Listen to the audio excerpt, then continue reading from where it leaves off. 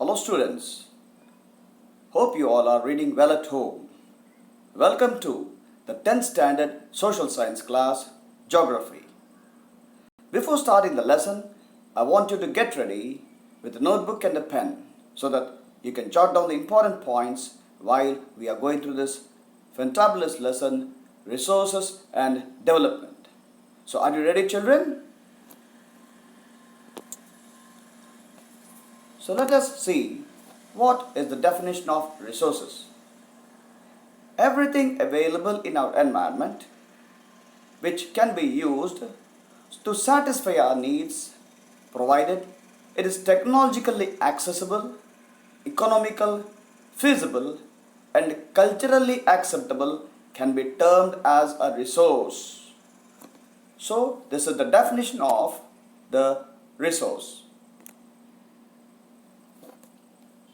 So do you think that resources are free gifts of nature, as is assumed by many?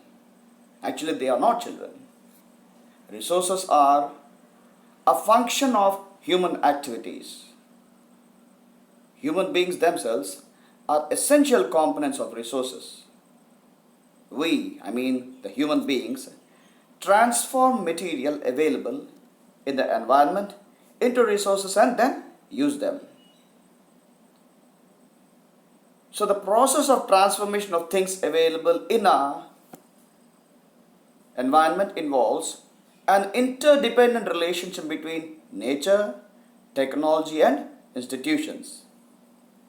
So human beings interact with nature through technology and create institutions to accelerate their economic development. So how are the interdependent? We are going to see interdependent relation between nature, technology, and institutions. We have the physical environment, that is the nature. Human beings use technology also to create institutions. So human beings interact with nature through technology and create institutions to accelerate or make the economic development fast-paced. How are the resources classified? We are going to see over here. Resources are classified as natural and human resources. Natural and human resources. So if you can clearly see from the diagram, the natural resources are classified into renewable and non-renewable resources. We are going to read in detail about these in the next slides. Again, the renewable resources are classified into continuous of flow, for example, wind, water, to name a few, and biological resources. Biological resources are again classified into natural vegetation, forests and wildlife. Now coming to non-renewable resources, look at the picture, children. Recyclable like metals, non-recyclable like fossil fuels. Resources are also classified in human resources like structures and institutions, quality and quantity. So that's how the classification of resources is done as. So let us see one by one now. So living things and non-living things. You might have studied it in your what we call the 3rd or 4th standard.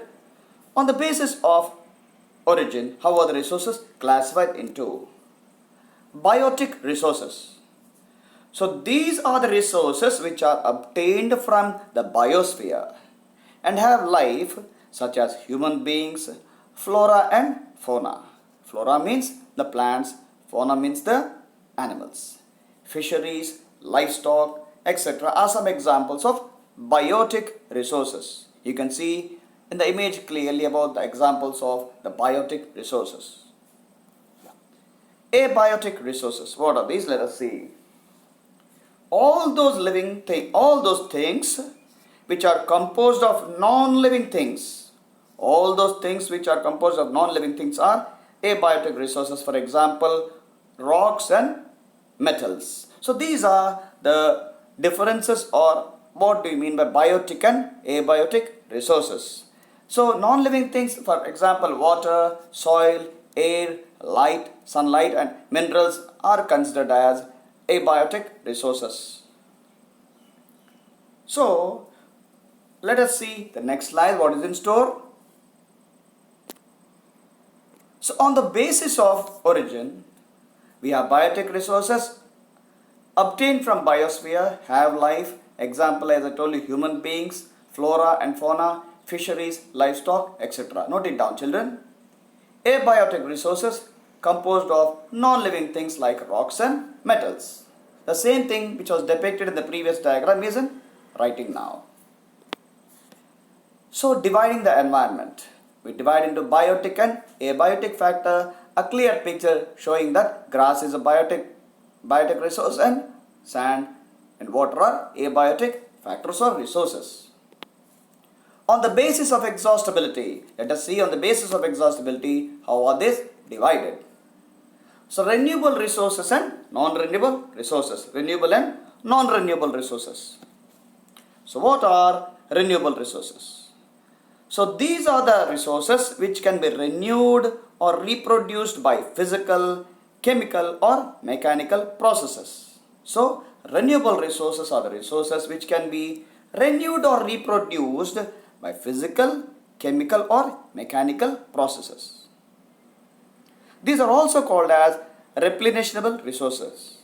For example, solar and wind energy, water, forests and wildlife.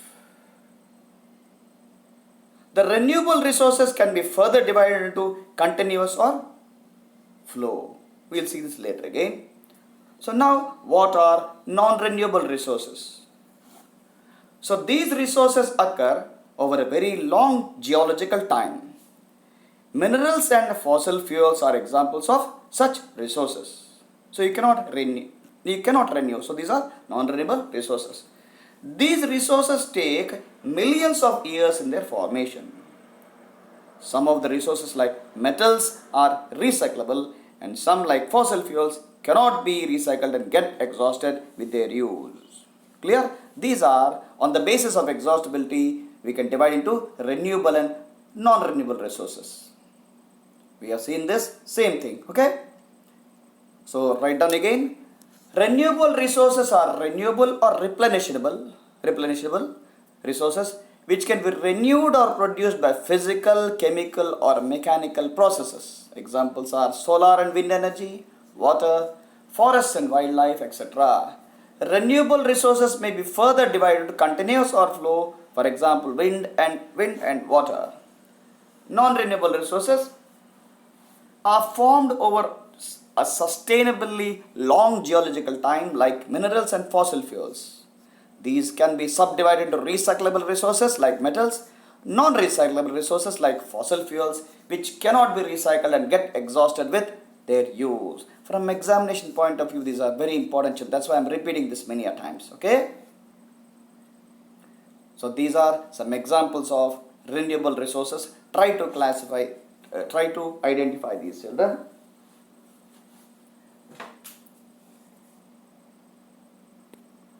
On the basis of ownership, how are they divided? Let us see. So, individual resources. So, what are individual resources? These are also owned privately by individuals. For example, many farmers own land which is allotted to them by government against the payment of revenue. In villages, there are people with land ownership, but there are many who are landless. Urban people own plots, houses and other property, plantation, pasture lands, ponds, water and wells, etc. are some examples of resources owned by individuals. Okay, you can even make a list of resources owned by your household. What are community owned resources? So these are the resources which are accessible to all the members of the community. Village commons like grazing grounds, burial grounds, village ponds, etc. Public parks, picnic spots. These are some examples of community owned resources. Playgrounds in urban areas are without doubt accessible to all the people living there, and these are called community owned resources. What are national resources then? On the basis of ownership, what are national resources? Let us see. Technically, all the resources belong to the nation. The country has legal power to acquire even private property for public good. For example, if someone has constructed a road near a highway, and if the government wants to extend the highway, okay, make it wider, then the government can give the market price to the owner of the building and can take away that particular building to extend the highway, because that is done for public good. Okay, you might have seen roads, canals, railways being constructed on fields owned by some individuals.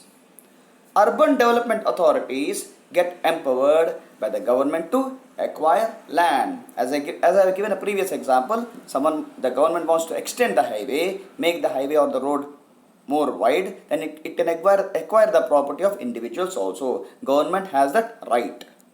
All the minerals, water resources, forests, wildlife, land within the political boundaries and oceanic area. Remember this, children.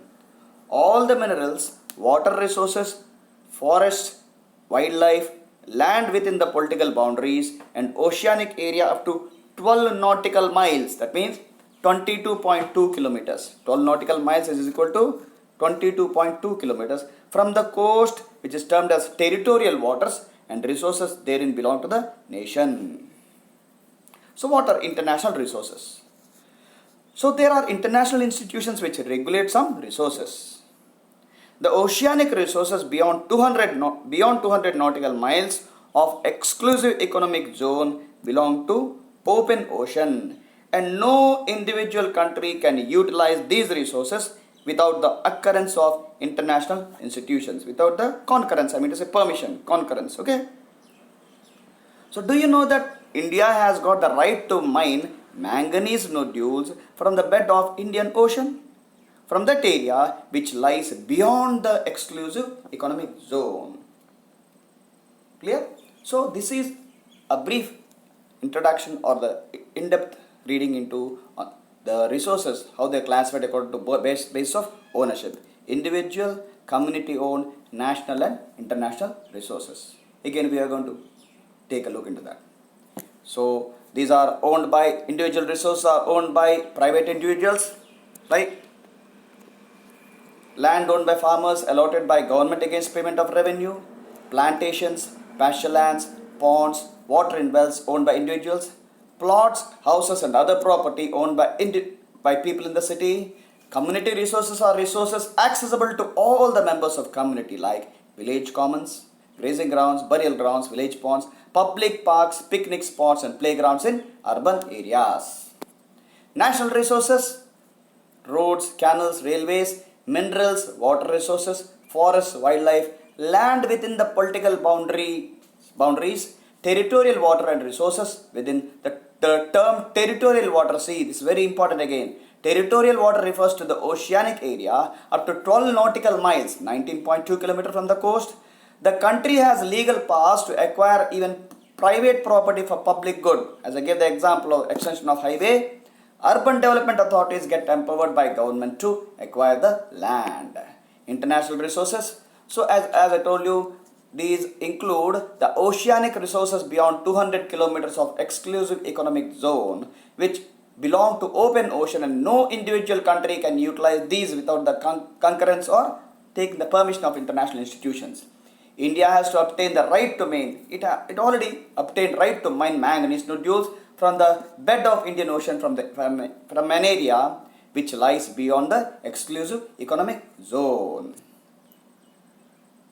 So you children, try to identify these resources: individual resources, community resources or community owned resources, national resources and international resources. If you can look into the diagram of international resources, it can be clear. Just take a look. Okay, they clearly divided territorial sea, exclusive economic zone, everything. Okay, let's move to the next slide. On the basis of status of development, how are the resources classified into, we are going to see in the coming slide. So So resources are found in region but have not been utilized. For example, the western parts of India, particularly Rajasthan and Gujarat, have enormous potential for development of wind and solar energy. But so far, these have not been developed properly. So, let us see what are these potential resources. As I told you, these are found in regions which have not been utilized. Solar energy development potential in states of Gujarat and Rajasthan. So, what are developed resources we are going to see? Developed resources are the resources that have been surveyed and determined for utilization both qualitatively and quantitatively. The development of resources depends on technology and level of their feasibility. Let us see what is that. So let us see these two terms. Do remember, children?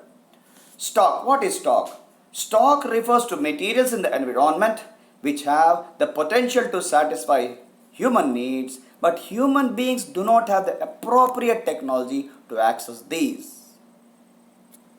For example, water is a compound of two inflammable gases, hydrogen and oxygen, which could be used as a rich source of energy if we had the acquired technical know-how. Hence, it can be considered as a stock.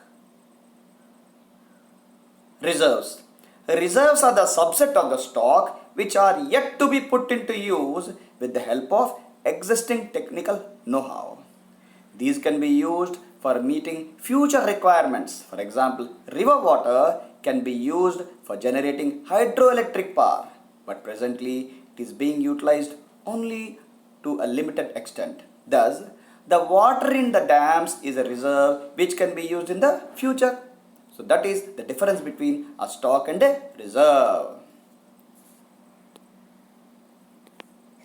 So what are the problems created by the indiscriminate use of resources or a resource by man? We are going to read now. So I have listed some points over here, children. So let us go through these. So many resources they got depleted. For example, forests. Many forests have vanished because there are many reasons for that. People cut down the trees for constructing their buildings, for agriculture purpose, for construction of railway lines, for construction of many things. So all these are responsible for depletion of forests in our country. So this is because this is done to satisfy the greed of a few individuals only. Resources got accumulated in the hands of few people. The society is divided into rich and the poor, like haves and the have-nots. Indiscriminate exploitation of resources had led to global warming and other crises such as ozone layer depletion, environmental degradation, and many more. So these are the problems which are created by indiscriminate use of resource by man. What is sustainable development? A new concept here for you, children. What is sustainable development? We are going to see now. So the economic development, note down, children. What is sustainable development? The economic development which does not damage the environment and at the same time takes care of the needs of the future generations is called sustainable development. So we are not harming the present environment and we are just maintaining it or sustaining it for the future generations to come. So the economic development which does not damage the environment and at the same time takes care of the needs of the future generations is called sustainable development. So here how it is done: green economy, low carbon growth, resource efficiency, social inclusion, many things are there so that you can actually develop or sustain the nature so that it can exist for the future generations to come. So there was a summit conducted in Rio de Janeiro in 1992 where more than 100 heads of states met in Brazil. It was for the first International Earth Summit. The summit was convened for addressing urgent problems of the environmental protection and socio-economic development at the global level. Resource planning, very important from examination point of view, children. So what is resource planning? We are going to see now. So planning is a widely accepted strategy for judicious use of resources. It has a lot of importance in a country like India, which has enormous diversity in the availability of resources. There are regions which are rich in certain types of resources but are deficient in some other resources because resources are not equally distributed across different regions of India or the world. There are some regions which are considered self-sufficient in terms of the availability of resources, and there are some regions which have acute shortage of some vital resources. For example, the states of Jharkhand, Chhattisgarh and Madhya Pradesh are rich in minerals and coal deposits, whereas Arunachal Pradesh has abundance of water resources but lacks in infrastructural developments. The state of Rajasthan is very well endowed with solar and wind energy but lacks in water resources. The cold desert of Ladakh is relatively isolated from the rest of the country. It has very rich cultural heritage but it is deficient in water, infrastructure and vital minerals. This calls for balanced use of resources. So planning at the national and state, regional, local levels is very important. The availability of resources is a necessary condition for development of any region. But mere availability of resources in the absence of corresponding changes in technology and institutions may actually hinder the development. There are many regions in our country that are rich in resources but these are included in economically backward regions. On the contrary, there are some regions which have poor resource base but they are economically developed. So let us see what are the stages involved in resource planning. First is identification and listing of resources. Identification and listing of resources. Surveying, mapping and the measurement of the qualities and quantities of resources are important activities undertaken at this stage. Next comes planning for exploitation. The government should develop a planning structure with suitable technology, skill and institutional setup. Last but not the least, it should match resource development plans with the national development plans. Very important from the examination point of view, children. Stages of resource planning in India. 3 steps. Okay.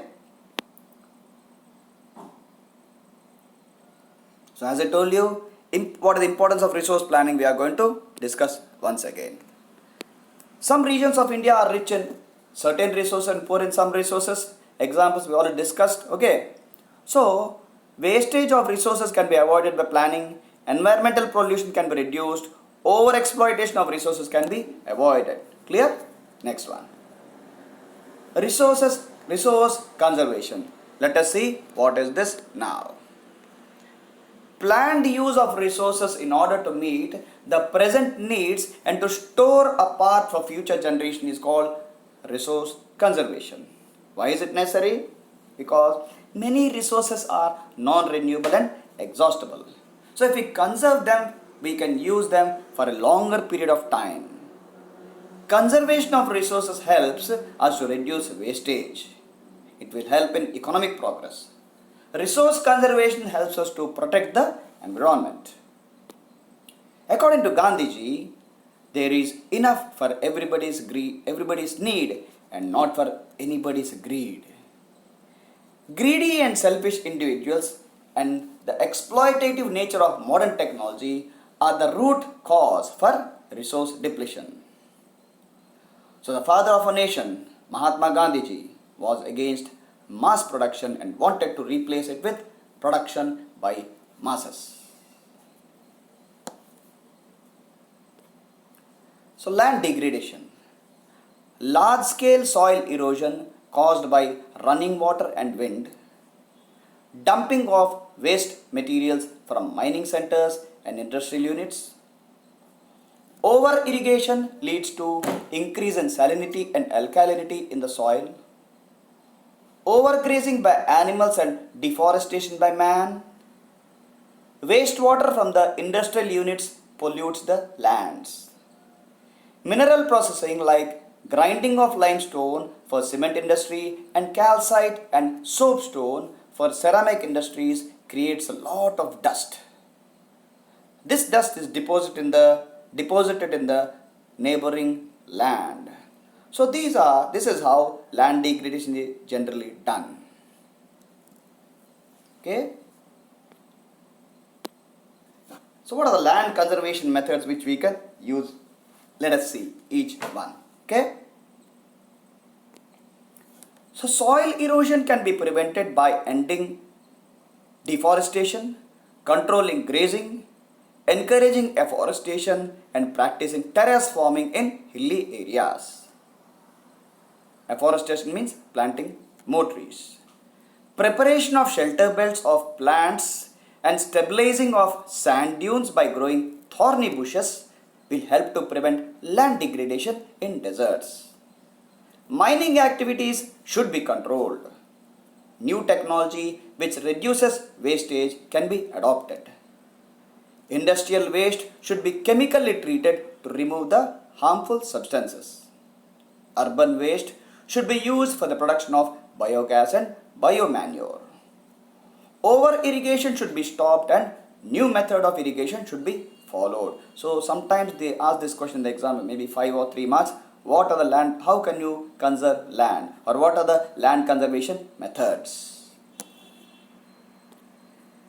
So soil as a resource. Soil as a resource. We are going to see what is in store now for us in soil as a resource.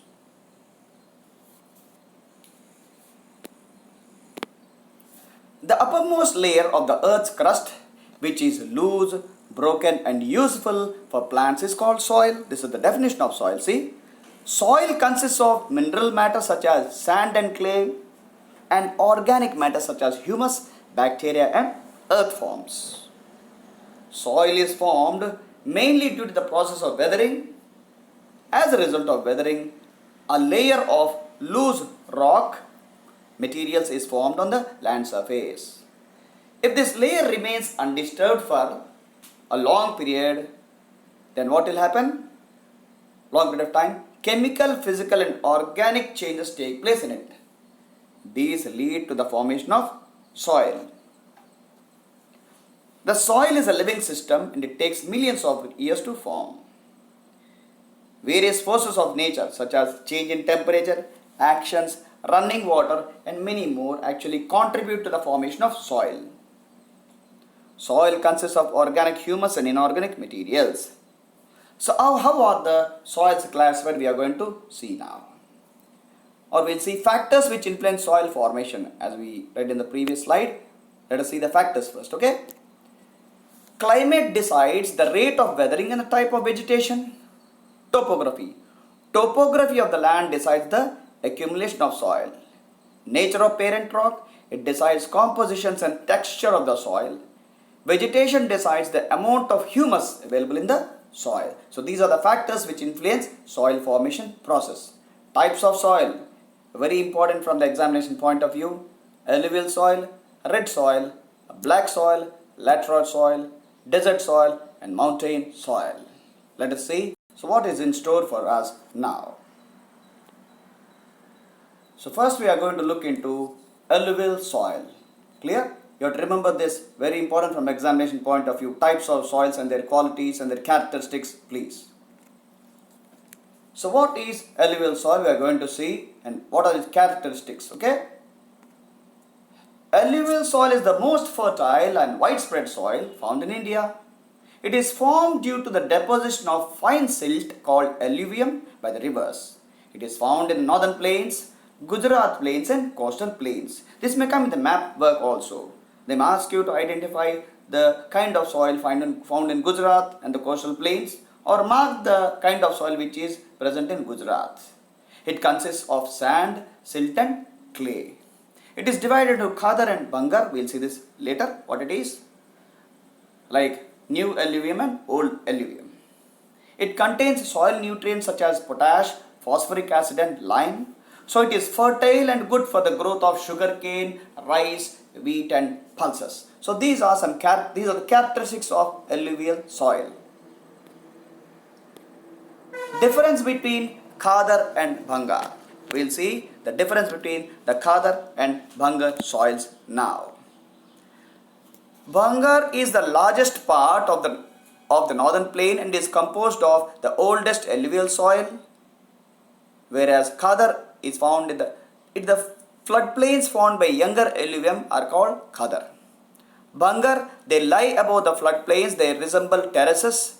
Khadar, the soil in this region is renewed every year and is highly fertile. The soil of Bangar region is locally known as Kankar and is composed of calcareous deposits. Khadar, this region is very suitable for intensive agricultural activities. So these are the differences between Khadar and Bangar alluvium. So now we look into what is black soil and what are its characteristics. As the name says, it is black in color. This is also known as rigor soil. This is known as rigor soil also. So what does rigor means? Cotton, best soil for cotton cultivation. It is the best soil for cotton cultivation. Most of the Deccan is occupied by black soil. High water retaining capacity is its characteristic. This soil is sticky when wet and shrink when dried. Self-ploughing is the characteristic of the black soil as it develops wide cracks when dried. It is rich in iron, lime, calcium, potassium, aluminum and magnesium. It is deficient in nitrogen, phosphorus and organic. Color is deep black to light black. It is mainly found in the Deccan Trap region of Maharashtra, Gujarat, Madhya Pradesh and Chhattisgarh. So this may come in the exam again. Map work. Where is black soil found? Or identify the areas where black soil is found in India. Now let us see red soil. What is it? What are the characteristics of red soil? We are going to see.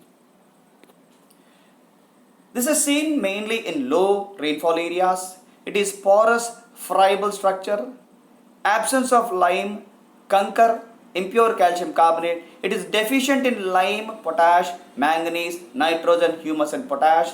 Its color is red in color due to diffusion of iron in crystalline and metamorphic rocks. The lower layer is reddish yellow or yellow in color. Texture, sandy to clay and loamy. Wheat, cotton, pulses, tobacco, oil seeds, potato are cultivated here. This soil is found in Tamil Nadu, Karnataka, Andhra Pradesh, Odisha, Chhattisgarh and Jharkhand.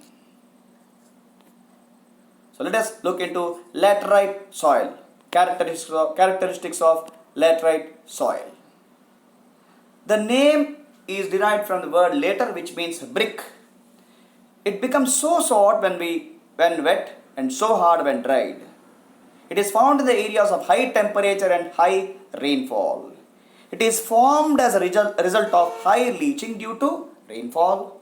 Organic matters of the soil will be removed fast by the bacteria as it is high temperature, and humus will be taken quickly by the trees and other plants. Thus, humus content is low. This soil is rich in iron and aluminum. This soil is deficient in nitrogen, potassium, lime, humus. This color is red in color due to iron oxide. Rice, ragi, sugarcane and cashew nuts are cultivated mainly. It is good for cultivation of tea, cotton and cashew nut. It is found in Kerala, Karnataka, Tamil Nadu, Madhya Pradesh, Odisha and Assam.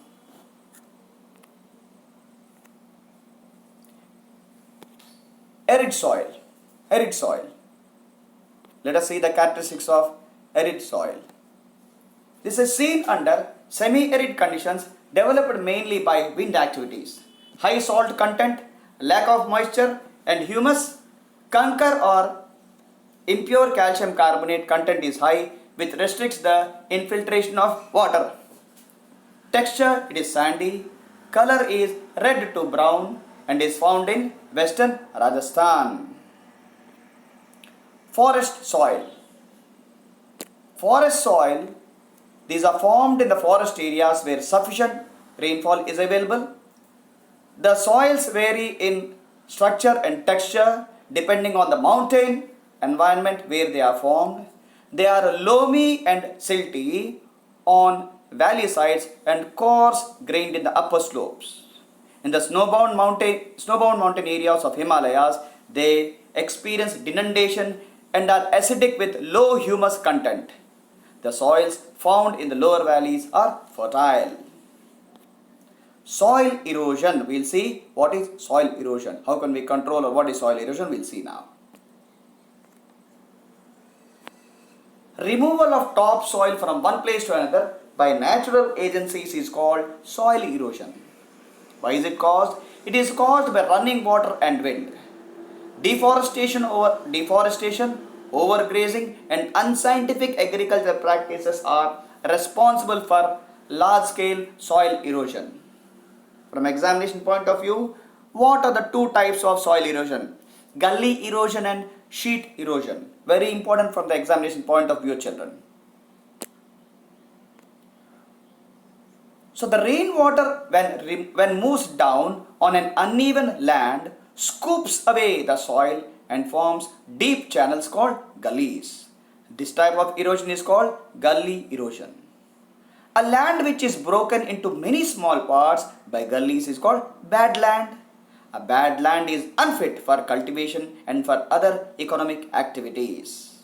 So we have seen what is bad land and what is gully erosion. So see how the gullies are created. A beautiful clear picture to depict what gullies are. Sheet erosion. Sometimes water flows as a sheet over large areas down a slope. The water takes away the topsoil. This type of erosion is called sheet erosion. It removes a sheet of soil. See, you can see the sheet of soil removed. So what are the soil conservation methods we are going to see now? Ploughing along the counter lines can decelerate the flow of water down the slopes. Terrace farming. Steps can be cut out on the slopes making terrace. Terrace cultivation restricts soil erosion. See how terrace farming is done in hilly areas. Strip cropping. Large fields are divided into strips. Strips of grass are left to grow between the crops. This breaks up the force of wind. This method is called strip cropping. This is a picture showing you strip cropping. Shelter belts. Planting trees or planting lines of trees to create shelter is called a shelter belt. These are the pictures of shelter belts. So with this, children, we come to the end of the chapter Resources and Development. Keep reading at home and do your homeworks in time.